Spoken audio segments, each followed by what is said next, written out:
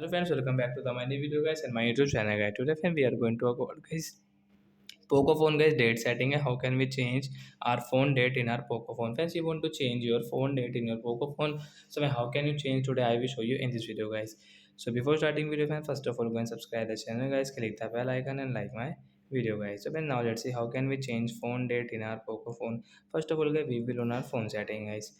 After on phone setting, guys, scroll it. Friends, you can see this tab setting in your Poco phone. Once click on guys your phone additional setting, guys, tap here.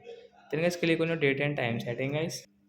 Then guys click on guys your date setting, guys. You want to change your date, guys. You can change guys. You can see guys this date list, month and year list. So you want to change into like 15 October, November, December. You can change. Example, we will change into 15 October and okay, friends. You can see guys your date has changed your phone date, and guys you can see 15 October is Saturday. So like that guys, you can change phone date if you want. So that's it again. Thanks for watching the video. Bye guys.